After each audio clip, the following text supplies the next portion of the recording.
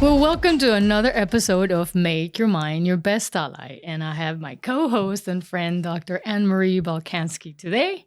And so today we're going to talk about a subject that is so painful. I think it's one of the most talked about subjects in tennis, and it's choking. It's so painful, and I've had it happen many times. It happens to everybody. It just proves that we're human. So I want to unfold that subject little by little. Okay. So first of all, I have some questions here that I put together for you. How do you define choking in sports? So, choking is definitely comparable to anxiety, but Yeah. it's like a punch of anxiety. So it's almost like this panic, overwhelm that's just coming over you, depending on the situation. If anything, well, any changes that come up, unexpectedly, or we can prepare ourselves to choke. So I'm sure we're going to get into that, like what you can do in order to not choke. Yeah. Because choking is just, to define it very simply, it's anxiety. Yeah. It's anxiety. Yeah. It definitely feels like you're suspended and you're swimming in something kind of like molasses, like you can't get out. But, it's all up here, as I'm sure, you're going to help me understand. So I think the best way to illustrate this is if I can take you through an example of an actual match where I choked. So I'm ahead. I'm 5-2 in the set. I go to a changeover. I'm sitting there, and all of a sudden I start thinking and analyzing what has been happening. So I realize, wow, I've been winning all my serves, and then he's been winning all his serves. How is it that I'm ahead mathematically? So I'm like, oh, he must have lost the first game. And so then I start getting in my head a little bit more, thinking, making conclusions. So that means that if I continue to win my games, my serve games, and then even if he continues to win his serve games, that means I can win. So mathematically, I can win. And all of a sudden, I get up and I start going downhill. So I would say that was the beginning of my demise in that match. Yep. So what is happening? What did I just do with that? You were getting in your head, basically. Yeah. I mean, the first thing that was happening is you started having those thoughts and really analyzing your performance. Yeah. That was a live match, right? You weren't practicing at that moment. You weren't coaching at that moment, but you That's already true. started, really getting in that space of analysis paralysis. Yeah. And that's the best way I can explain it from, because now you're paralyzing yourself. You're becoming paralyzed by all the overthinking and evaluation of what you could do, what you did do. And it's bombarding the mind in a sense. And now at the same time, the body is being bombarded and feeling overwhelmed, because at that same time, you're also meant to perform. Right. Yeah. I'm like and you're multitasking overthinking. Basically. Yeah. And it's overwhelming yourself. Okay. And what I like to call it is, the initial phase that's happening is we're creating anxiety, and you're putting pressure on yourself too. And so you're putting pressure on yourself to be able to perform. Now the stakes are even higher. And, as you continue to overthink, you're getting into a state of anxiety. And now that anxiety is also looping in on itself, is how I like to explain it, and causing this positive feedback loop where now you're, anxious, thinking, and then those thoughts continue to cause more anxiousness, and then it just kind of loops very fast. I'm sure it happened very fast. Yeah. And now you're getting into a panic. And that's kind of the higher step that I like to say, because all panic is anxiety. But for me, I explain it as anxiety looping in on itself when we're having like a panic attack. Oh, wow. Okay. Which would be choking. Yeah. We're choking. Yeah. Because we're kind of in that state of like, what do I do? How do I Yeah. You're in molasses. There's nothing you can do. You don't know what to do. Yeah. You're stuck.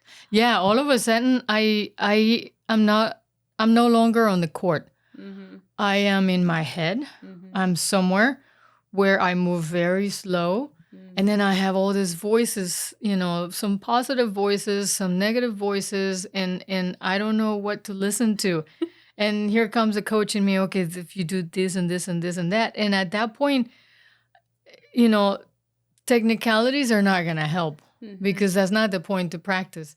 That's the point to like really play from your heart and to play by instinct. So, I mean, there are two choices, and people go in two different ways, right? Some people decide to give up and not try anymore because it's easier on the head, or whatever reason you have. And then some people decide to go the other way, to try hard and then like pull yourselves out of there. Yeah. So why don't we talk about those two choices? The first one, when you decide that this is too much and you're gonna give up. What's happening? Sure. I do want to bring up just one, because I know you, Martha. Right? I do, because you also are that coach, right? Yeah. And so you're playing two roles, and I think also going back to what you were saying, it is essential for for the performer, really not getting so bogged down into that part of themselves, especially if they're performing. But you have that role naturally, since you coach people, right? Sorry, I gotta get Kiki out. Here comes another guest. Go ahead. So the first one is someone that decides to give up. Is that the first one? Okay. So someone that decides to give up. So the question would be, why? Yep. Yeah. They're giving up. They're overwhelmed. I mean, how else do I even explain that besides them just, in their mind probably thinking, what's the point? Yeah. So you have to bounce back quick. And if you don't feel like you're capable of bouncing back quick, you lack that confidence within yourself. And so you just essentially say, what's the point? You give up. Yeah. And when it comes to choking, going back to the first question, when it comes to choking, I would say that is the practice. You have to practice performing in high stakes. Yeah. I always tell everybody that you can't be a king of practicing. You have to play points. You have to put yourself under pressure so that you start turning on all those little voices and you learn to manage them. Correct. And learning how to bounce back, right? And learning how to really talk yourself out so that you don't just say, forget it. Yeah. And you know what? I also want to add that if you do choose to give up, it's human. It's a choice. You have the choice to go either way, and you have to be forgiving of what you did. At that point, your mind decided to do that, and use it as a teaching moment. What is it? Analyze yourself. I mean, one of the beautiful things and one of the hard things about this sport is that it can be very brutal on your issues, on your mental issues. It could just take him up to the 100th level. So, fine, give up, but don't make it a habit, number one, because it's very destructive, right? Yeah. You have to recognize what is in my control, and what is in your control is being able to what happened. And if you can find the lessons within that giving up, what is it that you would have needed? And you wouldn't want to punish yourself. You would want to see okay, what were your thoughts consisting of that at that moment? And what can you change your thoughts to instead to help you to push through if that's what you desired or wanted? What questions or what positive self-talk would you want to give yourself at that moment to really be your best ally? Exactly. To, making yourself feel worse about the situation, because internally you are your hero, your coach. Yeah, you should be your best ally. Yeah, your best ally. And you know what? And also, if you do lose, don't make the assumption that you gave up. Maybe the other person played better, and only in your mind, in your heart, if you kept trying or if you gave up. Because I'm talking from experience. There were times when I truly tried, but in my destructive mind, it was easier for me to say, "Oh, you gave up," because you always do that. Yeah, exactly. So what is not that? Or you can see you obviously, if you're playing still, you don't always give up. You're learning and changing even that wording that you're having in your mind. And it's so unconscious that we do that. Like we're unaware of our thoughts that we have in our mind because it's just so automatic. It's like background noise. Yeah, exactly. So, if you catch those thoughts that you're having that are negative, or even questioning yourself, like or passive statements, ask yourself, like, what would make me feel better? Like, is this helpful? And then what could it be instead? What question can it be instead? Yeah. Not that I always lose or fail or give up, that I'm just learning how to be better. Or how can I learn how to be better? How can I learn not to give up? How can I be stronger? How can I be more resilient? Yeah. And it's part of the learning process for sure. And you know what? Take into account that this is a sport where, let's say that you have a draw of 64 people. 63 people are going to lose and one person is going to win. Most of the time, you're going to lose. So we're dealing with a very huge rate of losing. So, prepare yourself to really get the best out of the, experience of losing. What is it that you learned? Yeah.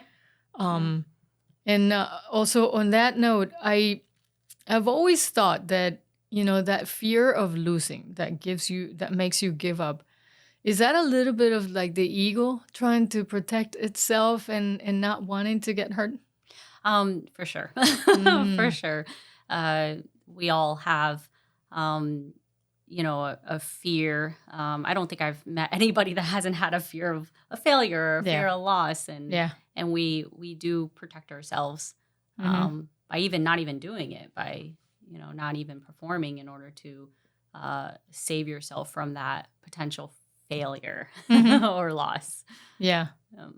Can we talk a little bit more about the ego? What is the ego and why does it make us do the things that we do? It's a big topic. I mean, there's tons of books written on the ego, right? Yeah. And this is something that I'm exploring, and I go back to, and I have come back to and revised in my own like mind or understanding of the ego. Depending on who you go to, the best definition of the ego is going to be your identity. It's yourself. It's like really like, who am I? And, like an example, I'm not this cup that I'm holding in my hand, beautiful cup. Like, how do I know that I'm not this cup? And that's because I'm separate. I have a sense of my separateness. Okay. And that sense of separateness is the ego. It is that I am essence of who I am. Okay. Like, I am Anne Marie, the mind coach. Yeah. I am Martha, the coach. Yeah. Who am I? And the ego, though, there's a negative aspect that I think that our society is starting to view. Like, it depends on the realm that we're talking about, but there is this like trend happening, I believe, or I feel that I'm seeing that people are viewing the ego as being bad. And it's not. It's not a bad thing. Right. There's the ego can be a very good part of you. It can be your ally for sure. Like in when it comes to like sports, we can create a heroic ego or an altered ego is like what some people will say, where it's like this more confident, more positive aspect of yourself. But the thing is when your ego becomes so extreme, extreme is the best word I can think of. It almost wants to self-preserve itself. Yeah. And that's when ego is no longer good, because then it will attack people or attack things or situations that may try to compromise its identity of self. So, if we know someone that maybe we say, oh, his ego is getting in the way, it's because like there's this internal drive for self-preservation. So, fear of losing identity of self, for example, either it be through losing, either it be from, there's so many situations, but it's just this extreme self-preservation that then ego can almost really interfere with your ability to do well in the world, if that makes sense. Yeah, because you're no longer playing to play. You're now playing not to lose.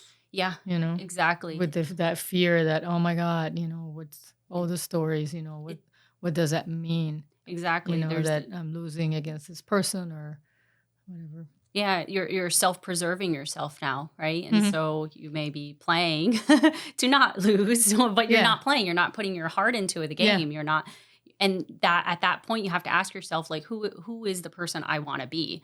Uh-huh. And there's so many egos, and that's the complexity of the psyche and who we are. There's so many parts of that make up us, and the ego is kind of like that person or that part of you that is just trying to make sense of the reality that we're in. And Mhm. it is an organized aspect of us, but there are so many ego aspects that can be created throughout your experiences through life. And Oh, so wow. when I work with people, I definitely like to work on deep stuff. And so I talk about like the inner child, or Yeah.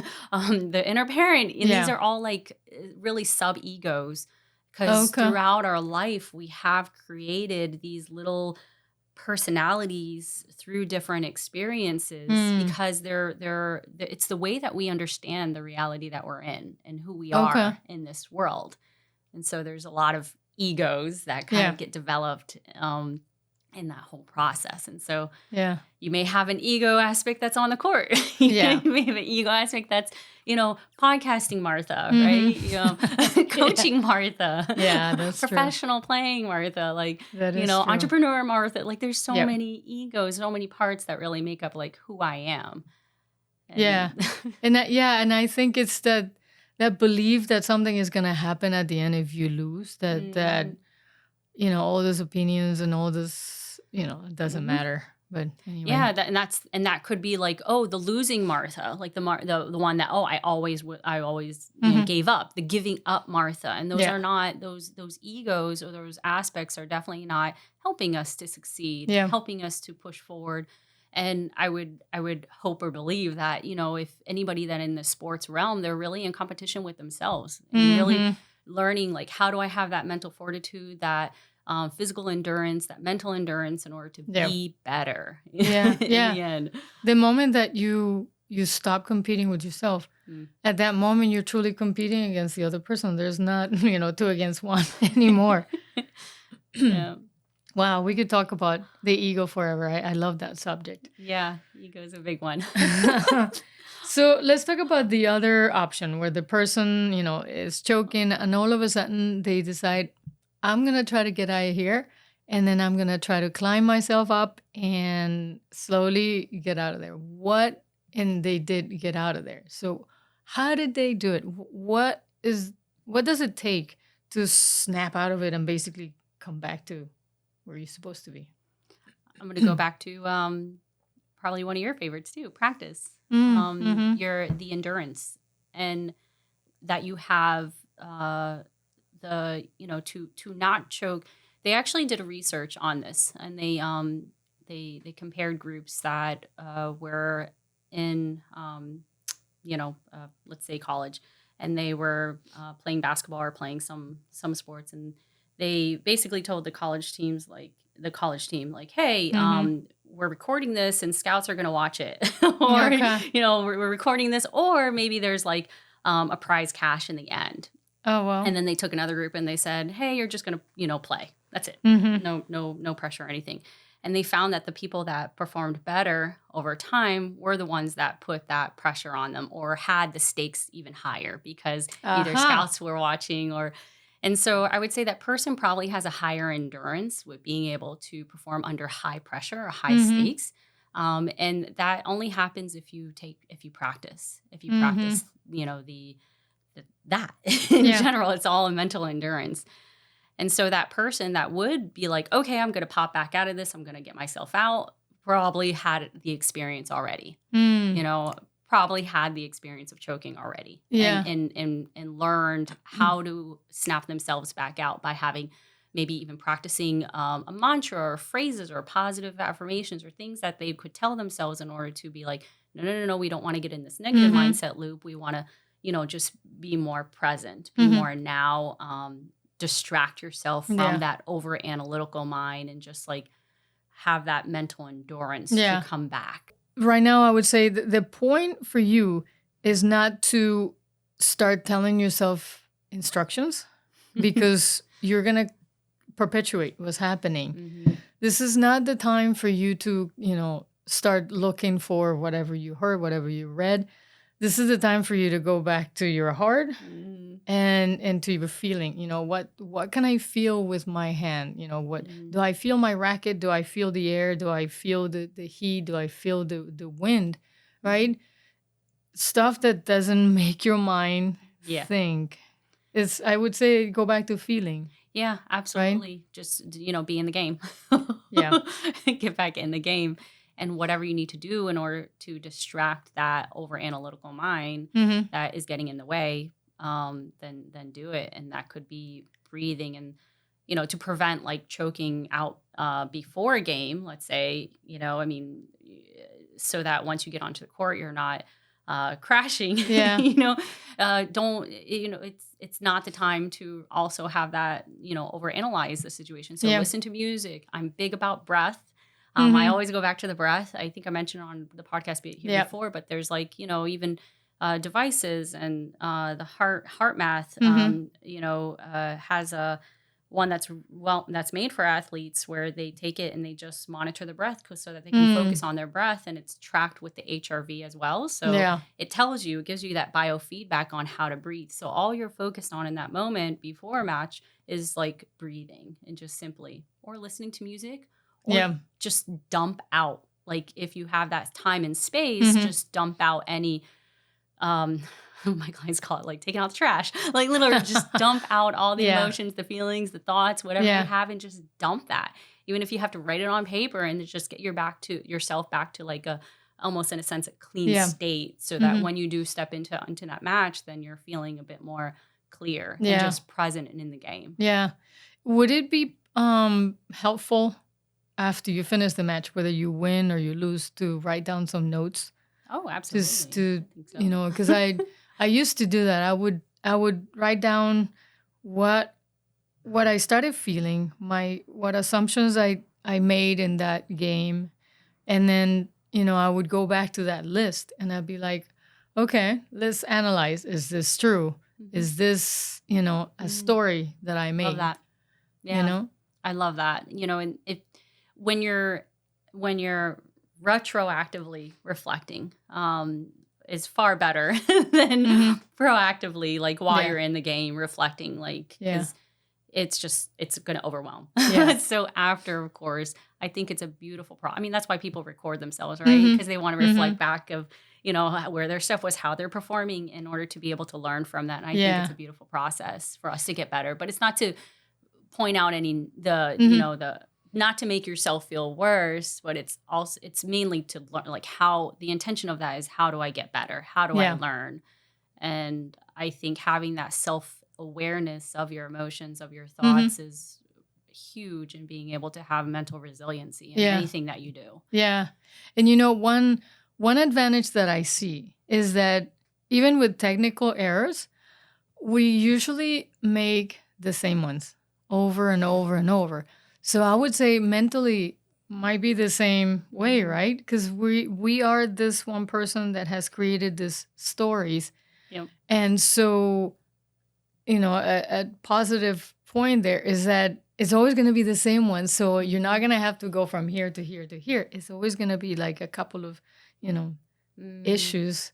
Yeah, you right? I mean, whatever you're probably dealing with in your present life, excuse me, whatever you're dealing with in your present life is likely going to be reflected while you're on that court. That's true. That's meaning like those patterns, and those, especially if you're playing to push yourself.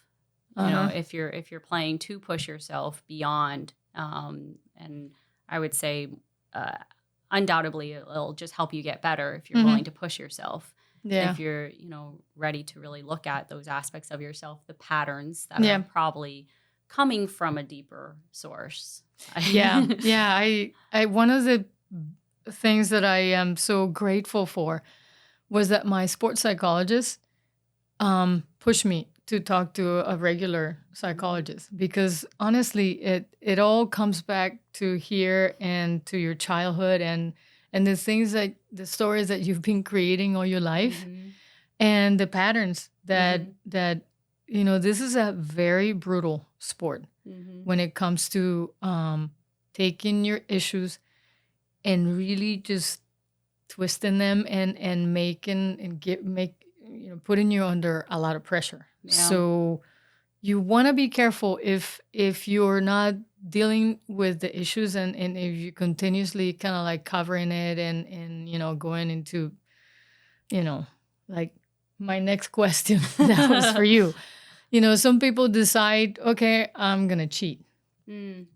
That to me is a defense mechanism. You don't want to lose, Yeah. so you're cheating, right? Yeah. What's your opinion on cheating? Why do people do that? Self-preservation. Okay. For sure. Going back to that ego, they're trying to preserve something. And what is that is so I guess fearful or terrifying to lose so much, so that maybe we compromise our ethical standing. And I would say there are plenty of situations that may be different from this, but I would say there's a large chunk where it's like identity. It's that fear of not being seen as the winner, or being seen as the number one, or being seen as the top or performer, especially if one has, worked their life and kind of held that position, put so much pressure on themselves. It's like the stakes are too high to lose. Yeah. Like stakes are way too high to lose. And that what is going to be lost is that you're no longer going to be number one, or you're no longer going to be seen as the winner, or no longer going to be that better than, image of who you think that you are or need to be in order to really. It's almost like a death. Like a party you will die if this doesn't happen. And I believe that's what those that do choose to cheat or do choose to kind of go around, maybe their ethical or moral standing, for it to not be fair, or facing that challenge. Yeah. So that's what I would say. So, and a lot of people ask me, what do you do against people that cheat? Well, if you have the chance, get a line coach, have someone be there to help you, and realize that they're doing this because of them. It has nothing to do with you. When you start taking it personal, that's when you lose your concentration. This person will do it to you, and they will do it to the next person. So the moment that you compartmentalize that like that, then it becomes their issue, not my issue, right? Yeah, it's a frustrating position to be in, for sure, especially if you're the one that's wanting to play fairly. Yeah. It's a very frustrating position to be in, and how to wrap your head around that. I mean, that's why we do have rules and things in place in order to level that playing field. It's if you can continue to just push yourself and really know internally, like, hey, I did this the way that it needed to be done. It was a fair ground. I just put in more hours or practice more, and just push yourself, obviously. Yeah. I like that. I love your idea of mental practice. Put yourself over and over those situations where you can start analyzing what keeps coming up. Yeah. What are those things that I need to write them down? I need to analyze. How can I get better? Yeah. It's a game, definitely, with yourself. Anyway, well, we could talk forever, and so we're gonna leave it here. But we're gonna continue talking about this issue in our next podcast. Yay. So thank you guys for being with us in one more episode, and we'll see you in the next one. Bye.